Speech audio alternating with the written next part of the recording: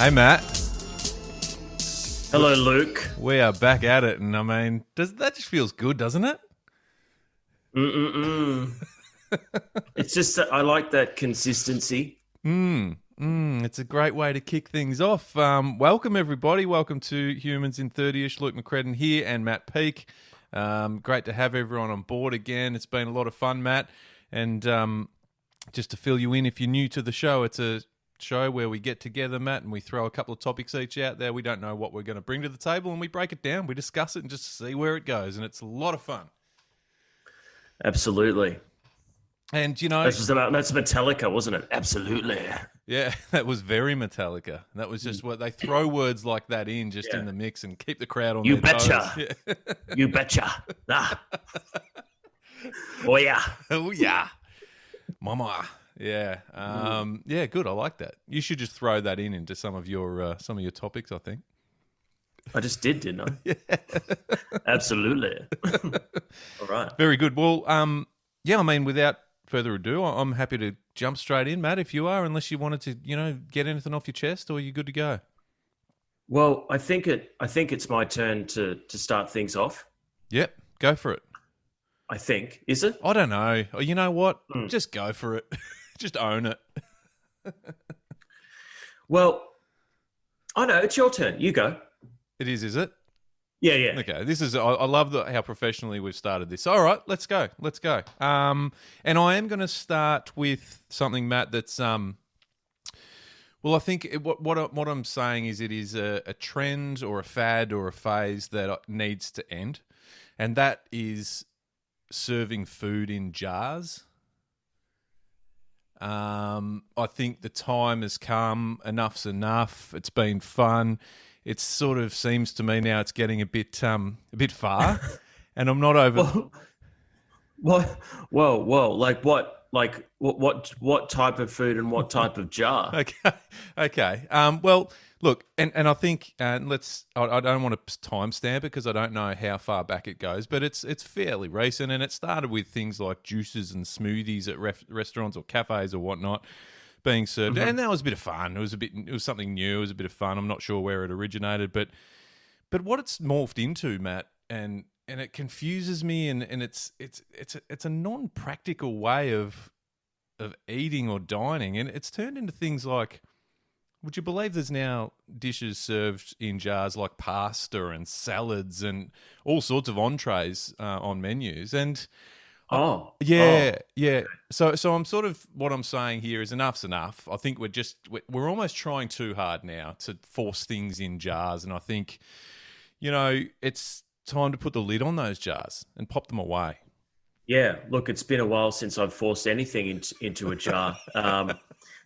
But I did want to clarify. You're cool with domestic jars, like if I got some Meredith's goat's cheese in a jar with the oils, that's cool. But you're talking about actually restaurants or food and beverage places serving things in jars. Yeah. That you wouldn't keep that jar, would you? Like it's just served in a jar. No, it's served in a jar as it would be a mug or a cup or a bowl or whatever it needs to be. And yeah, you're right. It's the venues, it's the establishments that are continually trying to, develop new. I get it that it was fun and exciting, but I just think surely there's enough creativity in some of the owners of these establishments' minds to move away from the jar and perhaps look at another sort of. But what salad is getting served in a jar? I haven't come across a salad jar. I've seen a mix of, basically, think about just what would be maybe as a side salad or even a salad dish, but they're just being put into a jar. And again, I don't know why. There's nothing practical about it. It's nonsensical in a way when some of these foods, when you actually think about the process of eating, because that's what you're there for, no one's enjoying that. No one is. Yeah, look, sometimes I've enjoyed an exotic juice with in a jar or a cocktail, and that's refreshing because of the glass and it's recycled, and obviously that's fine. But no, I would agree with you that food from a jar, that it seems to be too like cylindrical, sort of that cylinder style thing for a salad. A salad, I think, once you place it, needs to be able to just fall. Yeah. Whereas I couldn't imagine a salad could sort of be itself in a jar. It's crammed in, and I've seen it in person a couple of times, but I even jumped online just to make sure that I wasn't seeing things. And it's a thing, and there's nothing appealing about seeing a salad jammed into a jar. So it's put me off, and I think I'm even a bit over smoothies and that sort of thing now. I just move on. I think the jars just needs to be put away and moved on away from. I think you might have touched on something a little bit deeper though, because it seems to be anything recycled that can hold something is a bit of a cool trend. So you probably see in a year there might be getting old lampshades and putting like salad or something in just different objects that can be recycled. And then that becomes a trend that you'd read in broadsheet. Lampshade serving. And it's like, do you hear about lampshade serving? And it just takes off. And it's like, it's just, you could really make up any fad in hospitality, couldn't you? Absolutely. In particular. And I get it at the time, and the jar was fun, but it's time. I think it's time. But I hope they don't try and push it any further. If I see a burger or a Parmigiana stuck into a jar at a pub, that'll do me. I'll be throwing that across the room. So it's no jars. Well, in summary, I'm absolutely behind you. A jar is to hold something, it's not to be served in a jar. So I'm with you with that. Good call. Good start. Good start. Yeah. Jarring. Jarring, but yeah. No, good. Sorry, it's bad. Yeah. No. Look, I let's, I was talking about the domestic jar, and I want to talk about a domestic issue off the bat. Sure. Houseplants. Ooh, okay. Yeah.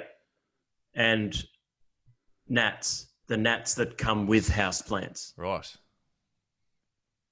Now, have you had much experience with houseplants and what I thought were drain flies, but they're actually called gnats? Not so much the gnats. Funnily enough, we're going through a bit of a houseplant phase at the moment, so we're trying to bring a bit of that in. But I haven't. No, I'm a bit on edge now because I hadn't thought of that and I hadn't come across them so far. So. Well, how long have you had your houseplants there? Oh, look, a couple of months. Okay. So it's early days. Yeah, it is. So they're probably on their way. Okay. So I've been battling gnats for the best part of 3 years, and they gnats could survive an apocalypse. They are extraordinary. And it started at my old work. We had indoor plants and there was just gnats everywhere. And we think they originated from the drain, but then they were in the plants. And these things, like I was having some Greek yogurt one day and one just flew out of my Greek yogurt, right? And then my partner, who is a big houseplant person, she brought in all these houseplants, and all of a sudden these gnats just started taking over the house. And see, they reside in a houseplant, but as soon as they see a human, it's like, oh, what's going on here? They just want to be part of it, and they're just in your face. They're not really doing anything, but they're just in your face, and like they just want to hang out. And they're the most frustrating thing, and they're so difficult to kill. They're like the T-1000 from Terminator 2. What? You'll kill it, but it'll just morph into something else. Yeah. What? So are they? So they're not. They're not strictly just in the plant. They will move around the home freely. The plant brings them in, and that's where I guess they breed. Yeah. But as soon as they see a human, they just want to hang. Yeah. And they're just like in your face, like, what are we doing? What's happening today? Like they don't do anything. They're not like biting you or anything. Yeah. But there's been numerous times where I've been asleep and one's just flown out of my nose, or I'm trying to do some work and one they're just there, and they're impossible to kill, and they just appear. And I think a lot of listeners will feel me because they're so hard to kill and get rid of. So what is that? Is there a preferred method of extermination or that you've come across or not yet? This is your problem. We look. I'm actually at a point where I'm in a good place with the gnats. We've tried apple cider vinegar. I've tried just hunting them one by one like Predator, but they keep coming at you. And I got very adept at killing them. because you've got to just be that little step ahead. Because if they fly right, you just got to be just slightly ahead. And I got really good at it, but they kept coming. So luckily enough, my partner's mother, Mama Maria, shout out to Mama Maria tonight. She had a remedy, which was if you have houseplants, line the soil with rocks because the soil is normally exposed. Then now this is okay to do because you're not spraying the soil. You spray the rocks, the top of the rocks, with Mortine, right? Yeah, yeah. And therefore, you have a coating of Mortine on the rock. The soil doesn't get affected, so the plant's healthy. Gnat's gone. Wow. So you've built a rock formation of a moat, basically, around your castle. Impenetrable. And I haven't seen one maybe for a month and a half. Oh, so this is a success story. It's a big success. Wow. Yeah. Well, there you go. We've won. Yeah. I mean, I never thought it would be possible, but we're here today and the gnats are out of my life. And it's actually quite emotional. Do you miss the times roaming through the house with a tiny little spear trying to get one by one gnats? Oh, I'd catch them sort of, there'd be numerous ways, but I'm so glad they're not, flying out of my food, for example. Fantastic. That's a win for me. Well, it's a win for you. It's a win. I mean, that's a win for our listeners. It's a life hack. As you said, I'm sure there's people listening that have gone, I can see one right now. So there you go. Thank you, Matt, on behalf of the people. Yeah, I wanted to be really positive this week. Good. Well, I think that's very positive. Well done.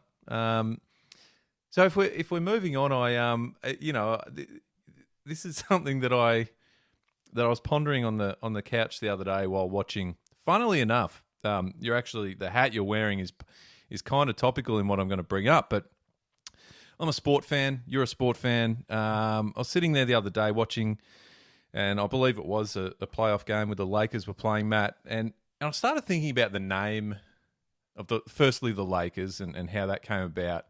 And then I just started thinking about other team names and something that's been one on my mind for a while is that there's just some really terrible team names in my opinion. And I sort of got sucked into this, this wormhole of finding out about team names and where they come from and just finding some, what I'm saying are just horrible competitive sport, in some cases, very physical and rough sports, and you've got team names that just don't do the job for me, and I'm really bothered by it in a lot of ways.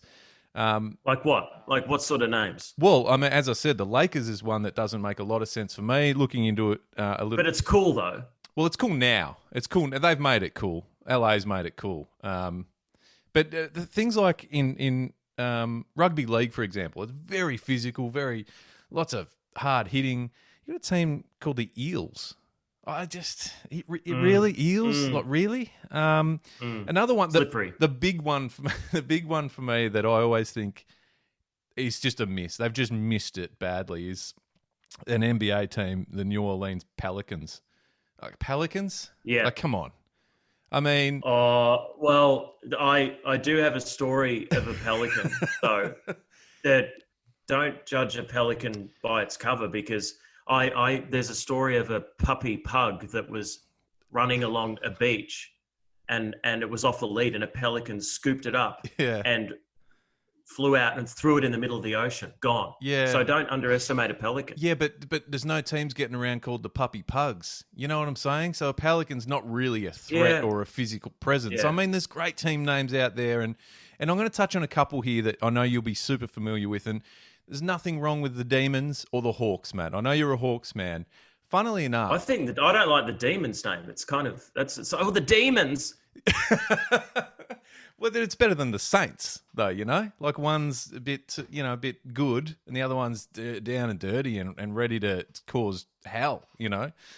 But interestingly enough, if we throw back to the 1940s, your club, and if it wasn't for the famous Roy Cazaly, would still be getting around called the Mayblooms. I mean, what's a Maybloom? That's what Hawthorn. That's what they were called back in the day until Roy Cazaly. No, but what is a Maybloom? Well, it's a flower, is it not? Some sort of flower reference, floral reference. Yeah. Well, And he took a stand and said this needs to be a more aggressive team name, and hence the Hawks was born, and very in a similar fashion, the Demons were nicknamed the Fuchsias for a while, which again is a Flower reference. Before, and I'm pushing back to even I think the 30s when people out there who might be diehard footy fans would probably be familiar with the name Frank Checker Hughes, and he made a stand and said, "You guys need to lift your head and play like demons," and then bang, Demons. You know what I'm saying? So some of these people back in the day, I do. I'm more interested in your knowledge of the history of it. I think that's really cool. Well, it's bothered me. It's bothered me for some time, and I thought there's got to be something to this. But we're talking about the best part of a century ago. There were people that were able to go, you know what? These team names, they're not up to it. So we need to. Hawks is better. Demons is better. But to create teams. Well, even the Magpies is a bit questionable, isn't it? Yeah. Yeah, I mean, the Magpie. Well, they swoop. Oh, yeah, and they're quite bright, and they do swoop, and they're annoying. The crows, yeah. The crows, crows are quite majestic at times, but then, like the Browns in America. What are the Browns or the Blues? Even the Blues. The Blues. I mean, what's it? And another. If we're just throwing a few more that are questionable, another American team, the Jazz. I mean, that doesn't even make sense. And again, and just to give you a bit more background behind that, they were originally formed in New Orleans. That makes a bit of sense. Then they moved to Utah and they just said, we'll keep the name. That doesn't make sense anymore. So you can't even claim that it's a reference to your home city. It's just a fail.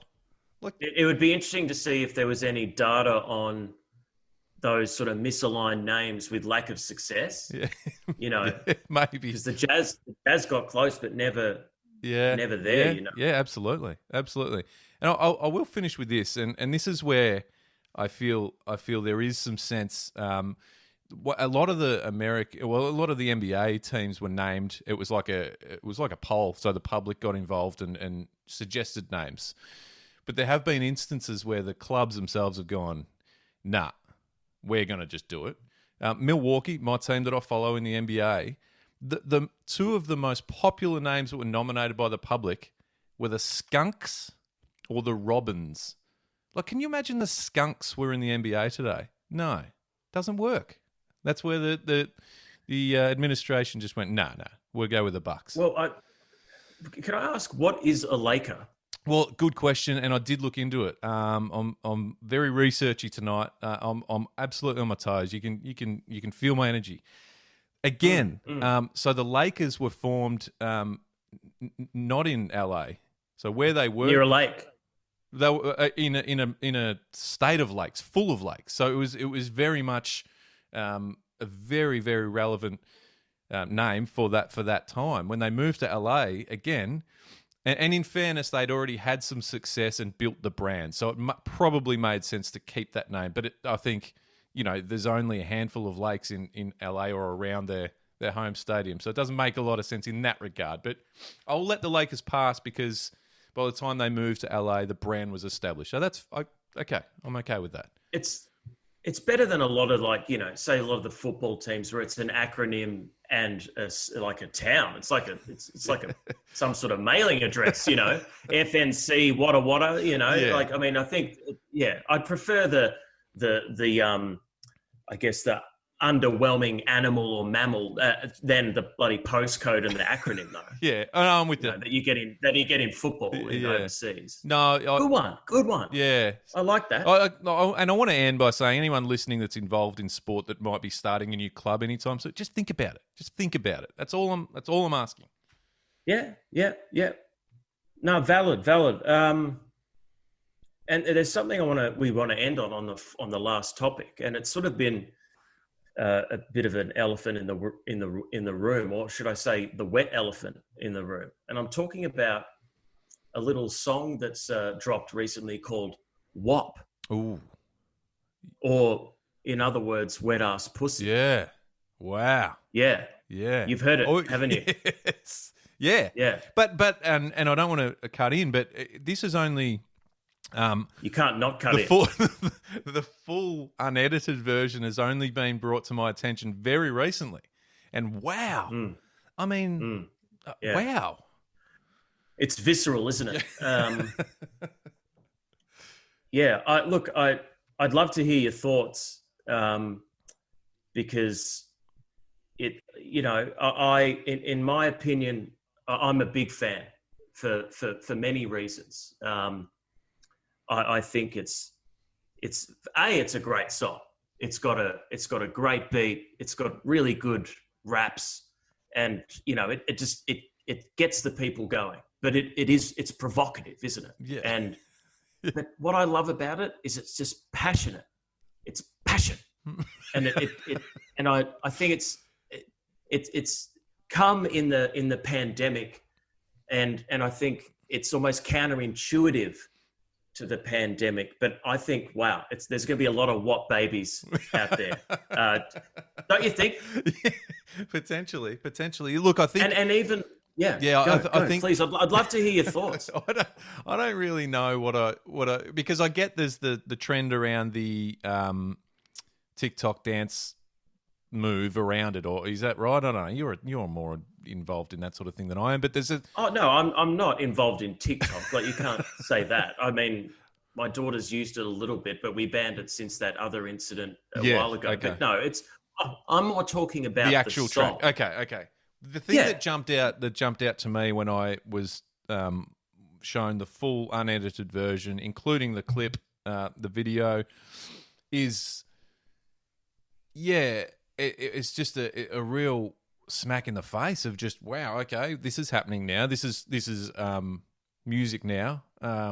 Okay, well, and look, you're right. The tune and the beat and the all that, I'm sure it obviously works because there's a big following for it. But do you think that one of the biggest sellers for this is that sort of, it's there's nothing left out. Like, it is just, it's all in. I think it's the filthiest, most tasteful song and clip. As in, it hits hard on that rawness, and I was talking about that passion. But it's done so well, but it's also so honest, and it's all and I don't want to make it there was a lot of rap songs in the 80s and 90s that were very male dominated, and talking about being with hundreds of bitches and getting all this sort of stuff done and whatnot. So it's great to see just that really, not only a great song, but just that passion and that reclaiming, a woman reclaiming their own desires. Yeah. But also it's quite instructional too. And so for all the all the lovers out there that it's a bit of that Richard Mercer love songs and dedications. It's like for all the lovers out there, let's a bit of let's put it on, a bit of wet ass pussy, and it's the wet ass and the wet pussy. So it's sort of two layers, and I think I think it's wonderful, and the aggressiveness, and I'm right behind it. Okay. Yeah, okay. It's a new. They've hit a market. They've hit a market. And it's a global market. It's a. Is there an edited version that is on sort of the radio airwaves, or is it not sort of quite that? It's just more of a social media sensation. Well, the thing is, and this, pardon the pun, but the edited version doesn't water down wet ass pussy at all, because it's just wet and cushy. And I mean, it still has like, macaroni in a pot and all those lyrics that it's just so visceral. So that's good. That's why it's brilliant, because you can't even water it down when you try to water it down. It's just full of flavor. Yeah. So it's got commercially it's established and it's successful. So I mean, we could sit here and judge it as much as we like, Matt, but I think that I'm not judging it. I'm loving it. Well, I think it speaks for itself. I think the answer is in the success it's had, and maybe this will open up a new freedom of honesty for everyone writing music from now on. I don't know. Yeah. No, I know what you mean, and it's actually hard to articulate what it is. But it's so truthful in a way, I think, for all the lovers out there that, when you're in something and it's that passion, I think they really capture that. And it's what the woman feels and what the guy can do. And it's just fun, but it comes with that boom, that real attitude. Yeah. And excellent. So for all the shit that's come from 2020, I think this is a win. It's a win. Okay, good one. Good one. That's a great way to wrap things up. I think it's been a positive vibe tonight, and I've liked every minute of it. So thanks for bringing what you've brought to the table, Matt. It's great. Likewise, brother. Likewise. And don't forget, people out there, if you're liking what you hear, but if you think there's something that you'd like discussed or you'd like put onto the table, hit us up. Slide into our DMs, humans_podcast on Instagram, and let us know what your thoughts are. We can break it down. You could, or you could just hit up one of us individually. At Peeky, hit him up. Yeah, you'll break something down. Macaroni in a pot. Yeah. Yeah, I'll break it down. You absolutely will. But anyway, good, great. Thank you very much, everyone, for listening. Don't forget to subscribe and follow us on social media. And there will be more of this, Matt. There will be more. And I think I'm excited about this as I was last week too. But this music from Nick Anderson, Matt. I mean, come on. Let it rain. Yeah.